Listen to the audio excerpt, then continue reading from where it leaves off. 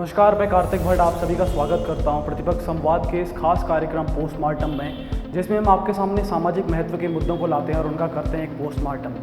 आज जिस मुद्दे को हम आपके सामने लेके आए हैं वो मुद्दा केवल भारत के लिए ही नहीं बल्कि विश्व के लिए एक समस्या बन के खड़ा हो गया है और वह मुद्दा है चीन का। जी हाँ, चीन अपनी विस्तारवादी नीतियों के कारण पूरे विश्व को परेशान कर रहा है और जैसा कि पिछले वर्षों में हम देख रहे हैं कि चीन ने किस प्रकार से अपने आप विस्तार करना शुरू किया है, किस प्रकार से वो ऐसी ऐसी तकनीक लगा रहा है जिससे कि उसका विस्तार हो सके। तो हम आज के पोस्टमार्टम में जानेंगे कि चीन और भारत के रिश्ते इस समय कैसे हैं और इन रिश्तों में जो कुछ भी कमियां हैं उन कमियों से उभर के हम कैसे आ सकते हैं और उन कमियों के अभी हाल फिलहाल में क्या क्या नुकसान है। तो सबसे पहले हम जानते हैं कि चीन बनकर कैसे आया था। तो सबसे पहले अगर द्वितीय विश्व युद्ध की हम बात करें, द्वितीय विश्व युद्ध के समय जापान के अधीन चीन हो गया था और जब जापान की एक करारी हार हुई तो उसके बाद चीन ने गृह युद्ध छोड़ा और उस गृह युद्ध के बाद 1949 में चीन को भारत द्वारा एक राष्ट्र का दर्जा दिया गया जिसको PRC कहा गया, पीपल्स रिपब्लिक ऑफ चाइना। और उसके बाद फिर भारत और चाइना के डिप्लोमेटिक रिलेशन शुरू हुए। इसके बाद की अगर हम बात करें तो 1954 के समय भारत और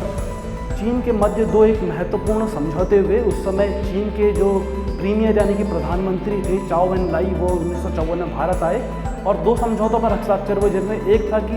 तिब्बत को चीन के अधीन माना जाएगा यानी चीन का अभिन्न अंग माना जाएगा और तिब्बत को साथ ही साथ एक स्वायत्त प्रांत का दर्जा दिया जाएगा चीन के। और दूसरा ये था कि पंचशील समझौता। पंचशील मतलब ये होता है कि जो बौद्ध भिक्षु होते हैं उनके जीवन में अनुशासन लाने के लिए कुछ 5 नियम बनाए जाते हैं जो कि निषेध भी कहे जा सकते हैं कि उनको वो चीज़ें अपने जीवन में नहीं करनी होती है। तो उन चीज़ों से उनके जीवन में एक अच्छा बदलाव आता है, एक अनुशासन भरी जिंदगी रहती है। तो उन्हीं सिद्धांतों को भारत और चीन के मध्य में भी लागू किया गया कि दोनों के मध्य पंचशील समझौता हुआ, जो कि एक बहुत फेमस समझौता। और इसी के बाद हिंदी चीनी भाई भाई का जो नारा है वो हम सभी जानते हैं। लेकिन इस समझौते में एक सबसे बड़ा बिंदु था कि दोनों देश एक दूसरे पर आक्रमण नहीं करेंगे, एक दूसरे की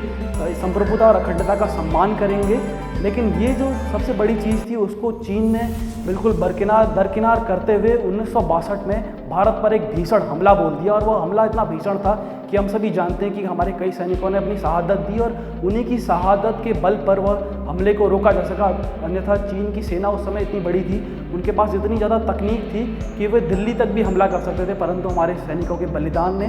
उस चीज़ को असंभव किया। और उसके बाद भारत और चीन के रिलेशन बहुत ख़राब रहे और 1988 में हमारे जो प्रधानमंत्री थे उस समय के राजीव गांधी, उन्होंने एक दौरा किया चीन में और संबंध कुछ हद तक सुधरे थे। लेकिन फिर 1998 में जब पोखरण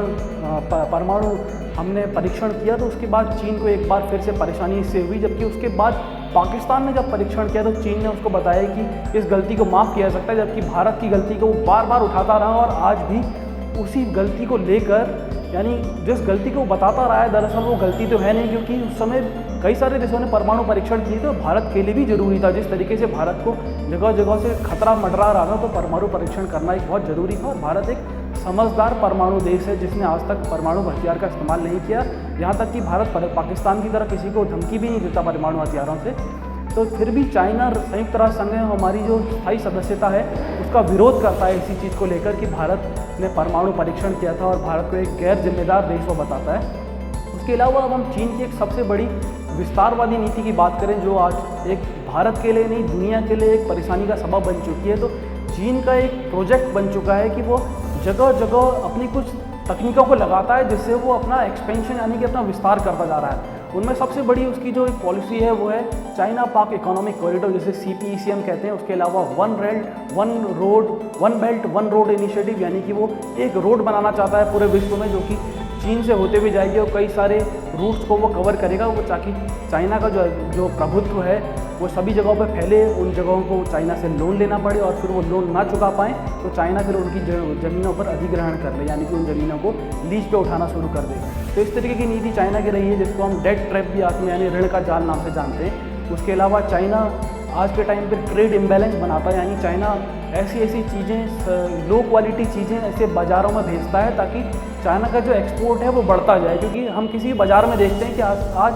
सारे बाज़ार ऐसे नहीं हैं जो क्वालिटी पे ही चलते हैं, कई बाज़ार ऐसे हैं जो दाम पे चलते हैं। तो चाइना क्वालिटी की चीज़ें नहीं बनाता बल्कि कम दाम की चीज़ों को बनाने पे भरोसा करता है और इसीलिए अपना एक्सपोर्ट बढ़ाता जाता है और इस एक्सपोर्ट के दम पर फिर वो इतना पैसा कमाता है और इसी पैसे को पूरी दुनिया में फिर घुमाता है। अगर हम हाल ही की उसकी नीतियों की बात करें तो उसने भारत को घेरने के लिए एक सबसे बड़ी नीति स्ट्रिंग ऑफ पर्ल जिसे हम कहते हैं, यानी कि मोतियों के हार की संरचना में उसने जगह जगह पोर्ट और सैन्य बेस बनाना शुरू किए हैं जिससे वो भारत को काउंटर कर सके। इसके लिए उसने म्यांमार में सितवे पोर्ट, बांग्लादेश में चिटगोंग पोर्ट, उसके अलावा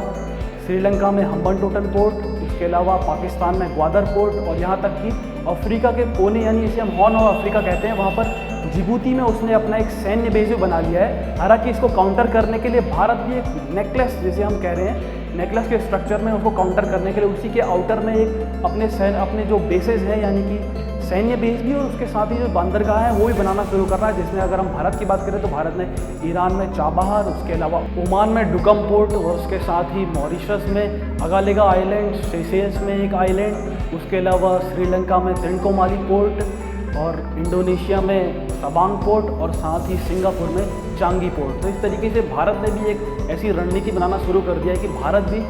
बाहर की तरफ से चाइना को घेरना शुरू करे, क्योंकि चाइना एक कभी भी भरोसेमंद पार्टनर नहीं रहा है। हमने देखा है कि हमने उसकी स्थायी सदस्यता का समर्थन किया था एक ज़माने में, और आज वही चाइना जिसका हमने जोर शोर से समर्थन किया था और अपना नंबर स्थायी सदस्य के लिए अपना नंबर स्थायी सदस्यता में आने के बावजूद भी हमने चाइना को वो प्रेफरेंस दी, उसके बाद भी चाइना किस तरीके से लगातार हमारी सदस्यता का विरोध करता आ रहा है। और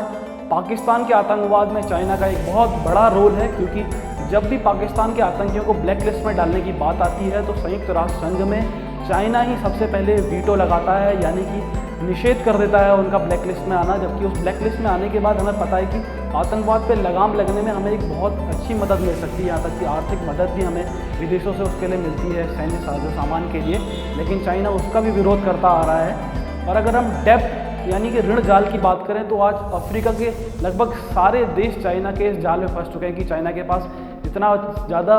उसके पास फंड है कि वो गरीब देशों को ढूंढता है जहाँ पर उस फंड की ज़रूरत है, और इस तरीके से फंड उन प्रोजेक्ट के लिए फ़ंड वो देता है जिस प्रोजेक्ट में उसे भरोसा होता है कि वह देश उस प्रोजेक्ट को नहीं चला पाएगा। जैसा कि उसने श्रीलंका में हम्बनटोटा पोर्ट के साथ किया कि हम्बनटोटा पोर्ट में चाइना ने ऐसी जगहों के लिए ऋण दिया जो पोर्ट कभी शायद चल ही नहीं सकता था, जहाँ पर इतना आवागमन था ही नहीं, और उसके बाद फिर श्रीलंका को मजबूरन वो पोर्ट चाइना को ही 99 साल के लिए लीज पर देना पड़ा। तो इस तरीके से इस ऋण जाल से चाइना दो तरीके के फ़ायदे उठाता है कि एक तो ऋण के जाल में फंसा के लगातार पैसा वसूलता रहता है, और दूसरी चीज़ कि अपनी पावर और अपनी मिलिट्री की प्रेजेंस उस जगह पर बना लेता है। और हिंद महासागर की हम बात करें तो क्यों ज़रूरी है, ये समझते हैं कि क्यों ज़रूरी है कि हिंद महासागर में हम चाइना को पीछे खदेड़ें या फिर चाइना को वहाँ पर आना प्रतिबंधित करें या फिर उसकी जो आवाजाही है उसको कम करें, क्योंकि हिंद महासागर एक बहुत बड़ा खजाना है जो कि आज भी अनएक्सप्लोर्ड है, जहाँ पर कई सारे संसाधन हैं। विश्व के 95% रेयर अर्थ मटेरियल यानी कि जैसे हम मोती और इन सब की बात करते हैं, कई सारे पेट्रोलियम के खनिज होते हैं, तो वो सब आज भी हिंद महासागर में, क्योंकि वो आज भी निकाले नहीं गए हैं। तो चाइना की नज़र अब उन जगहों में है कि कैसे वो हिंद महासागर के जो स्रोत हैं उनको भी निकाल के बेचना शुरू करे और अपनी एक्सपेंशन की नीति जो है उसको और ज़्यादा बढ़ाना शुरू करे। तो अब हम ये बात करते हैं कि भारत इसके लिए क्या कर सकता है। एक तो हमने बात करी कि भारत किस तरीके से अपना नेकलेस वाली प्रेजेंस बना रहा है कि उसकी स्ट्रिंग ऑफ पर्ल्स को अपोज करने के लिए भारत भी एक नेकलेस के शेप में एक स्ट्रेटेजी तैयार कर रहा है। उसके अलावा हम क्या कर सकते हैं, हमें एक आम आदमी होने के नाते हमें चाइना से बहुत ज़्यादा सीखने की ज़रूरत है। हम कितना भी चाइना के लिए कुछ भी करें, लेकिन हमें ये बात माननी पड़ेगी कि विश्व में आज तक कोई भी ऐसा देश नहीं है जिसने इतने कम समय में इतनी ज़्यादा तरक्की करी है। चाइना ने अपने करोड़ों लोगों को इतने कम सालों में गरीबी से बाहर निकाला है, अपने देश में इतना रोज़गार क्रिएट किया है, तरह तरह की तकनीकें अपने देश में निजात करी है, चाहे वो स्पेस की बात करें, चाहे वो हम रोबोटिक्स की बात करें, चाहे वो हम किसी भी खेल की बात करें। तो चाइना हर जगह पे अपना वर्चस्व बनाता है। तो इसमें सबसे ज़्यादा रोल है चाइना के आम नागरिक का। वहाँ की सरकार का हम इतना रोल नहीं कह सकते, क्योंकि सरकार की पॉलिसीज़ कैसी भी हो, आखिरी आम आदमी जो आम नागरिक है वहाँ का, उसी पर वो इम्प्लीमेंट होती है। तो चाइना में मेहनतकश लोगों की कोई कमी नहीं है। चाइना के लोगों में सबसे बड़ी चीज़ है कि उन लोगों में नवाचार है। चाइना के लोग अपने नवाचार के दम पे ही नई नई चीज़ें बनाते हैं और उन फिर नई चीज़ों को पूरे विश्व में फैलाने की कोशिश करते हैं। तो हमारा एक छोटा सा एग्जांपल हम दीपावली में ले सकते हैं कि कैसे हम दीपावली में आज भी चाइनीज़ लाइटों पे मजबूर रहते हैं, जबकि हमको पता है कि उस पर इतनी तेज़ उसमें कोई रोबोटिक साइंस ऐसा नहीं लगता है कि हम उस झालर को ना बना सकें, वो जो माला होती है उसको ना बना सकें। लेकिन हमारे देश में आज भी चाइना से इंपोर्ट करी जाती हैं वो मालाएं। तो ऐसी कई सारी चीज़ें हैं खिलौनों के क्षेत्र में, यहाँ तक कि जो मूर्तियाँ होती हैं हमारे गणेश चतुर्थी वगैरह में या फिर जन्माष्टमी के समय में मूर्तियाँ वगैरह यूज होती हैं, वो भी चाइना से बन के आती हैं। तो ये बहुत शर्मनाक बात है कि इतना बड़ा देश होने के बाद भी जिसकी जनसंख्या चाइना से कुछ हद तक ही कम है, और हो सकता है आगे वाले समय में जिस रफ्तार से हम बढ़ रहे हैं हम चाइना से आगे निकल जाएंगे जनसंख्या में, लेकिन जनसंख्या के साथ साथ हमें अपनी तकनीक पर भी जोर देना होगा। जो भी शिक्षक है उनसे हमारे चैनल का ये अनुरोध है कि छात्रों में नवाचार के लिए जागरूकता उत्पन्न करें, कि बच्चे के अंदर ये क्यूरियोसिटी हो कि वो कुछ नया बनाने की सोचे, क्योंकि ये नया बनेगा तभी ये देश भी कुछ नया बनेगा। नवाचार लाना बहुत ज़रूरी है। इसके अलावा मेहनतकश ज़िंदगी हमें बहुत ज़रूरी है। आज हम चाइना के द्वारा बनाए हुए गेम्स को तो खेल लेते हैं, लेकिन हम ये कभी नहीं सोचते कि ये गेम हम कैसे बनाएं और हम कैसे पूरे विश्व में फैलाएं। इसीलिए चाइना द्वारा बनाई गई चीज़ों का प्रयोग कम करने के बजाय हम भी उनकी तरह चीज़ें बनाने का प्रयत्न करें, तो ये सबसे ज़्यादा अच्छा होगा। और हमारे चैनल की यही उम्मीद है आप सबसे कि आप हमारी बातों पर गौर करेंगे और अपने देश को विकास के मार्ग पर आगे ले जाने का काम करेंगे। हमारे चैनल को देखते रहिए, और अगर हमको हमारी वीडियोज़ अच्छी लगती हैं तो ज़रूर लाइक करें और अपने कमेंट में बताएं कि आपके क्या विचार हैं, क्या नए विचार आपके दिमाग में हैं, किन चीज़ों पर हमें वीडियोज़ बनानी चाहिए, कौन से मुद्दे ऐसे आपको लगते हैं कि जिन मुद्दों पर आप चाहते हैं कि हम लोग वीडियो बनाएं। और अगर हमारी वीडियोज़ आपको अच्छी लगती हैं तो हमारे चैनल को जरूर सब्सक्राइब करें, लोगों के साथ शेयर करें, ताकि अगली आने वाली वीडियो का नोटिफिकेशन आपको जरूर मिल जाए और आप उस वीडियो को जल्द से जल्द देख भी पाएँ। धन्यवाद।